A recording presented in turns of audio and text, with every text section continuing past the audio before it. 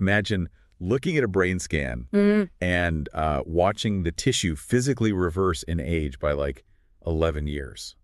Wow. Yeah, and just from changing the contents of your daily salad bowl. Right. Or, boosting your memory capacity by nearly 30% with a spice that's probably sitting in your kitchen cabinet right now. It's pretty wild to think about. It really is. So, welcome to today's deep dive. We are completely cutting through the noise of, all those diet fads and endless social media trends today. Yeah, there's so much noise out there. Exactly. Our mission today is to explore the literal control room of your body. We're looking at exactly how the biochemical instructions delivered by, every single bite of food you eat physically alters your brain function, dictates your mood, and controls your aging process. Which honestly requires a profound shift in how we view nutrition. Right. Because we're so conditioned to think about diet purely in terms of, external aesthetics. Like managing a waistline or fitting into old jeans. Exactly. But when you reframe food as the raw structural material that physically builds your neural networks and manufactures your neurochemistry, the concept of eating well takes on a much, much higher stakes meaning for you. And to guide us through this, we've got an incredible stack of sources for you today. We're pulling directly from clinical studies and nutritional guidelines published by Northwestern Medicine, Rush University, UCLA, and the Barrow Neurological Institute. Top-tier data. Yeah, the real deal. And let's not waste any time because before we get into complex diets or specific superfoods, we really have to strip this all the way back to the hardware. Back to basics. Right, because I think a lot of people picture the brain as this dry, static, silicon computer processor, but it's organic tissue. And physically, it's composed of 73% water and 60% fat. Which perfectly dictates its most basic operating requirements. Like, starting with that 73% water composition, the data we have from OSHA regarding the cognitive effects of dehydration is just stunning. Wait, OSHA? Like the workplace safety people. Yeah, exactly. They track this because of workplace safety. And their data shows that even a microscopic drop in your body's water balance initiates an immediate disruption in brain cell function. Just a tiny drop. Just a tiny drop. You see it manifest instantly as impaired short-term memory, measurable lags in reaction time, and sudden difficulty with basic mental arithmetic. Okay, let's unpack this. Because trying to do deep cognitive work while dehydrated it's like trying to run a water wheel in a drought. That's a great way to put it. Like, the machinery is totally fine, but the driving force is just gone. Right. And biologically, that driving force is cellular volume. Okay. When a neuron loses hydration, it physically shrinks. Yeah. The literal space between your synapses widens. Oh, wow. Yeah, meaning the electrical signals have to travel further and work harder just to cross the gap. That makes so much sense. There's a specific clinical study in our sources that illustrates how sensitive this system is. Researchers took young adults and gave them an intervention of just 200 to 330 milliliters of water. Which is what, like one regular drinking glass? Essentially one standard drinking glass, yeah. And the subsequent tests showed almost immediate measurable improvements in visual and sustained attention tasks. From one glass. Because the mechanism is that dehydration restricts the flow of oxygenated blood to the brain. That forces your cardiovascular system into overdrive just to maintain your baseline cognitive function. Wow. So the general rule of thumb the medical guidelines suggest for you to maintain optimal neural firing is to drink 1 cup of water for every 20 pounds of body weight every single day. I think a lot of people experience that mid-afternoon brain fog at work and instinctively reach for like a third cup of coffee. Oh, definitely. When in reality, their synaptic gaps are just widening from dehydration. Their brain is begging for water, not caffeine. But let's look at the actual structure of those cells. No. Because if the brain is 60% fat, it stands to reason we have to physically consume dietary fat to, build and maintain the architecture of the neural network. Absolutely. Without high-quality dietary fats, the structural integrity of your brain cells is just fundamentally compromised. Right. The brain uses these fats to construct the lipid bilayer that's the outer membrane of every single neuron. So what kinds of fats are we talking about? The primary building blocks your brain is desperately seeking here are omega-3 fatty acids, specifically the variants known as DHA and ALA. Okay. You frequently hear about getting these from fatty fish like salmon, but our sources point to a highly accessible plant source, walnuts. Yeah, the Semantic Scholar source highlighted walnuts as being completely unique among the nut family. They really are. Because most nuts, like almonds or cashews, they're dominated by monounsaturated fats. But walnuts contain primarily polyunsaturated fat, heavily indexing on that critical ALA omega-3. And the neurological impact of that specific fatty acid profile is thoroughly documented. They highlight a fascinating study involving Alzheimer's transgenic mice. Okay, break that down for us. What does that mean? So these are mice genetically engineered to rapidly develop the same memory deficits and physical brain plaques that we see in human Alzheimer's disease. Got it. The researchers fed them a diet consisting of 6 to 9% walnuts. Which, to scale that up for a human, it equates to about 1 to 1.5 ounces a day. Right, just a small handful. Okay. The improvements in their spatial memory and learning skills were massive, and they even showed better motor coordination compared to the control group. That's impressive on its own. But the behavioral changes aren't even the most interesting part of this study. If we connect this to the bigger picture, the microscopic changes in the brain tissue are astonishing. Oh. The walnut extract actively inhibits the fibrillization of amyloid beta. Okay, so for anyone who hasn't dug into Alzheimer's pathology recently, amyloid beta is the specific protein that misfolds and, clumps together to form the toxic plaques associated with the disease. Exactly. And fibrillization is that exact clumping process. It's the formation of microscopic roadblocks in the brain's communication network. And the compounds in the walnuts act as an anti-amyloidogenic agent. They interfere with the molecular bonds that allow those proteins to tangle in the first place. That's huge. Even more remarkably, when researchers looked at this in isolated cell cultures, in vitro, they found the walnut compounds could actually solubilize preformed fibrils. Wait, solubilize them? Meaning it's actively dissolving the tangled plaques that have already formed in the tissue. Yes, it literally breaks the structural bonds holding the gunk together, clearing the neural pathways. That is incredible. So, okay, we've got the foundational environment covered. We are keeping the synaptic gaps tight with hydration. And we are fortifying the cell membranes with the polyunsaturated fats from walnuts. Right. But neurons don't physically touch each other. They communicate by firing chemicals back and forth. Neurotransmitters. Exactly. Yeah. And your brain obviously cannot pull those chemicals out of thin air. It has to synthesize them from the raw materials you eat. Your thoughts are entirely dependent on your digestion.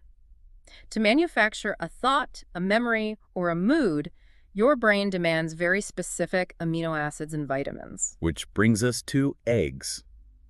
According to the data, eggs are an absolute masterclass in neurotransmitter delivery. Oh, absolutely. They're one of the most potent sources of choline available, which the brain uses directly to synthesize acetylcholine. That's the primary neurotransmitter responsible for learning, memory encoding, and focus. Yep. Eggs also deliver tryptophan, the direct precursor your body uses to manufacture serotonin, which stabilizes your mood. They're a powerhouse. But wait, I've always heard we should avoid egg yolks because of cholesterol. Shouldn't we just eat egg whites if we're trying to be healthy? Well, the medical consensus has shifted significantly away from that old narrative. Yeah. The Henry Ford Health source is very explicit here. If you discard the yolk, you are discarding the entire neurological benefit. Oh, wow. The yolk is the dense nutrient matrix. Alongside the choline, it contains heavy concentrations of lutein and zeaxanthin. Okay. These are compounds that cross the blood-brain barrier and act almost like molecular sunglasses for your neural tissue, absorbing damaging light and oxidative stress. Molecular sunglasses, I love that. And the yolk also contains vitamin D, which is notoriously difficult to source from diet, and selenium. Now, I always associated selenium with thyroid function, not the brain. How is that acting on our neurons? In the brain, selenium functions as a biological rust converter. It is an essential component of antioxidant enzymes that actively neutralize the oxidative decay of your brain cells. Ah, I see. And to address the cholesterol concern, the American Heart Association has thoroughly reviewed the data and concluded that for individuals with normal blood cholesterol levels, consuming one whole egg daily is perfectly safe and highly beneficial for cognitive health. Okay, so the message is clear. Embrace the yolk. Exactly. But producing acetylcholine and serotonin is only half the equation. Yeah. You have to provide the energy for those neurotransmitters to actually fire. Right, the fuel. Because the brain accounts for roughly 20% of your body's total daily energy expenditure.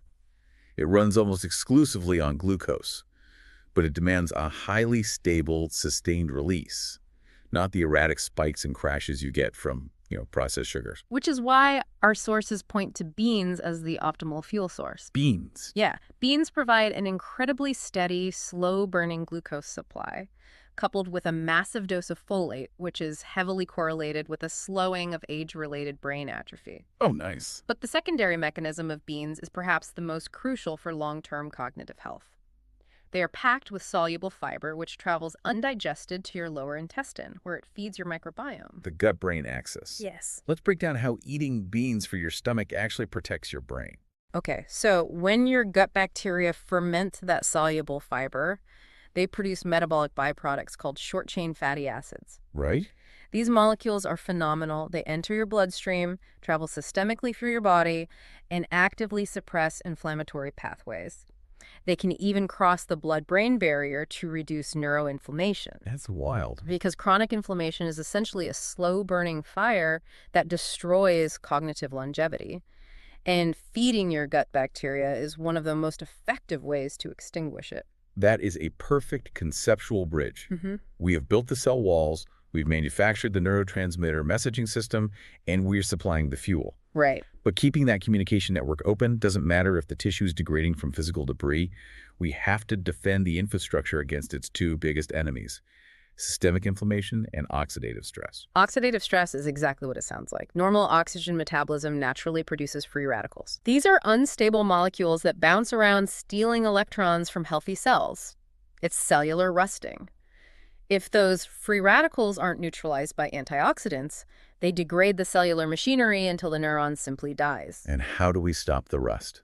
The Rush University study provides one of the most compelling answers I have ever seen in nutritional science. It's a great study. They tracked 960 older adults over the course of nearly 5 years.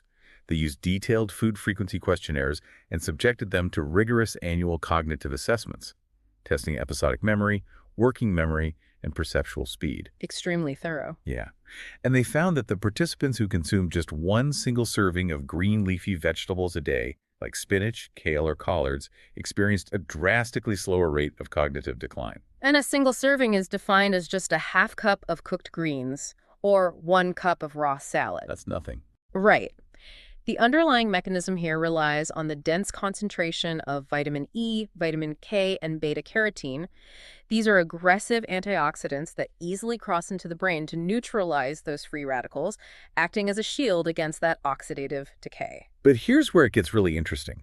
The researchers were actually able to quantify the difference in that decline. Oh, this is the best part. When they mapped the cognitive assessment scores over the 5 years, the difference between the group eating the most leafy greens and the group eating the least was the equivalent of being 11 years younger in age. 11 years of preserved cognitive youth, purely from the cumulative biological impact of a daily salad. That's insane. It beautifully illustrates how consistent, low-level dietary interventions compound over time. And if we look at defending specific regions of the brain, the Northwestern medicine and virtuous sources bring us to blueberries. Yeah. We know that the hippocampus, which handles spatial processing and episodic memory, is highly vulnerable to aging. In a typical adult, the hippocampus physically atrophies, losing about 1% of its volume every single year. It's a gradual structural shrinking of your primary memory center. So it just shrinks. Yeah, but blueberries are loaded with a specific class of antioxidants called flavonoids. Yeah. The clinical data suggests that high flavonoid intake does not merely slow that 1% annual atrophy. It can halt it entirely and occasionally even reverse the volume loss. We reverse it? Yes. The flavonoids interact directly with the endothelial cells lining your blood vessels, prompting them to release nitric oxide. This triggers vasodilation, the widening of the vessels, which floods the hippocampus with highly oxygenated blood, keeping the tissue plump and functional. So you're basically using flavonoids to force-feed oxygen to your memory center. Essentially, yeah. Speaking of preserving memory, we have to talk about the UCLA double-blind study on turmeric, because the physical imaging from this trial is just mind-blowing. Oh, for sure. So turmeric contains an active compound called curcumin. The researchers at UCLA took a group of adults who were already experiencing mild cognitive complaints. Right. And they administered a protocol of 90 milligrams of curcumin twice daily for 18 months. And the results were completely unambiguous. The curcumin group demonstrated a 28% improvement in memory tests over the course of the trial. But what's really fascinating here is the physical evidence backing up those test scores. The scans, right. Yeah, the researchers utilized advanced PE scans, introducing a radioactive tracer that binds specifically to protein plaques in a living brain. The scans physically proved that the group taking curcumin had significantly lower accumulations of amyloid and tau signals in both their amygdala and their hypothalamus compared to the placebo group. Meaning they physically tracked the clearance of the toxic proteins that cause dementia. Yes. Their curcumin was acting as a biological cleanup crew, binding to the debris and flushing it out of the areas that control memory and emotional regulation. Exactly that. It is empirical proof that dietary compounds can physically scrub the neural pathways clean. Okay, let's step back for a second. We have thoroughly explored the mechanisms of walnuts, eggs, beans, leafy greens, blueberries, and turmeric. It's a lot of food. Right. But knowing the biochemistry of isolated ingredients isn't enough. How do you implement this as a sustainable lifestyle? Because, nobody is going to survive just eating a handful of walnuts and a spoonful of turmeric every day. No, definitely not. This is exactly why researchers developed the MIND diet. The MIND diet, which stands for Mediterranean-Intervention for Neurodegenerative Delay, is a highly specific nutritional framework. Okay. The Barrow Neurological Institute outlines how researchers hybridized the traditional Mediterranean diet with the DA-SAIH diet, which was originally designed for hypertension. Oh, interesting. They stripped away anything irrelevant and heavily prioritized foods with proven neurological benefits. So it basically translates all this complex biochemistry into a simple grocery list. Yeah. It specifically elevates berries over all other fruits because of the flavonoids. It demands leafy greens over generic vegetables. It incorporates fish at least once a week, daily nuts, frequent beans, and relies on olive oil as the primary lipid. And the population data on this framework is just staggering. In a study tracking 923 participants, researchers found that strict adherence to the MIND diet reduced the risk of developing Alzheimer's disease by 53%. Over half. Yeah, and even those who only managed moderate adherence saw a 35% reduction in risk. It's a highly accessible sliding scale approach to neuroprotection. Which naturally leads to a question I know a lot of people are asking right now. Can I just hack this? Why can't I just take a vitamin E pill, swallow a high-dose fish oil capsule, take a curcumin extract, and then eat whatever highly processed food I want? If the chemical is the chemical, why does the delivery method matter? It is the ultimate question of modern convenience culture. We desperately want the pharmaceutical shortcut. Of course we do. But the Northwestern Medicine source categorically debunks this. There is currently zero robust clinical data supporting the use of isolated supplements for brain health unless you have a medically diagnosed deficiency. Wow. Zero data. Right. You cannot out-supplement a neurotoxic diet. Because you lose the food matrix. Exactly. The concept of food synergy is paramount here. When you consume a walnut, you are not simply swallowing a measured dose of omega-3. You are ingesting a highly complex evolutionary matrix of fats, soluble fibers, minerals, and phytonutrients. Okay. The specific fat content in that walnut acts as the exact transport vehicle required for the phytonutrients to survive your digestive tract and successfully cross the blood-brain barrier. So they work together. Precisely. When you extract a single chemical and press it into a dry pill, you completely strip away the biological delivery system. Modern researchers are now utilizing nutrient biomarkers in the blood alongside advanced neuroimaging to conclusively prove that it is the synergistic interaction of the whole food with your biology that enacts these structural brain changes. The sum is exponentially greater than the individual parts. Yeah. And honestly, adopting this framework doesn't mean living a life totally devoid of enjoyment. Not at all. The Virtuous source explicitly highlights that dark chocolate, specifically varieties over 85% cocoa, is a phenomenal brain food. I love that one. Right. Similar to blueberries, it stimulates nitric oxide production, driving anti-inflammatory blood flow straight to the cortex. And we see similarly fascinating mechanisms with tea. Tea leaves contain a highly unique amino acid called theanine. Oh, L-theanine. Right. Theanine is remarkable because it physically alters your brainwaves, calming the central nervous system's excitability while simultaneously boosting the production of dopamine. Wow. The resulting state is a highly desirable combination of deep relaxation and sharp, focused alertness. Relaxed, focused alertness. I think everyone could use a significant increase in that exact state. Absolutely. So let's run through a rapid-fire summary to lock all this biochemistry in for you. If you want to optimize your biological control room, first, Stay hydrated to maintain the cellular volume of your neurons and keep your synaptic gaps tight. Essential. Second, build the structural integrity of your brain with polyunsaturated fats from walnuts and salmon. Third, don't fear the egg yolk. Utilize its dense choline matrix to manufacture the neurotransmitters your memory relies on. Yep. And finally, rigorously defend your neural architecture against rusting and inflammation with a consistent intake of leafy greens, flavonoid-rich blueberries, and curcumin. It serves as a highly actionable, scientifically validated blueprint for lifelong cognitive resilience. It really does. But before we close out this deep dive, I want to leave you with a slightly more profound implication of the data we've covered today. Okay, let's hear it. We discussed how feeding your gut microbiome with beans physically suppresses neuroinflammation. We examined the imaging showing how dietary compounds clear out structural brain plaques. And we detailed how specific foods provide the exact precursors necessary to dictate your circulating levels of serotonin and dopamine. Right, all the mechanics. Well, this raises a deeply fascinating question about human behavior.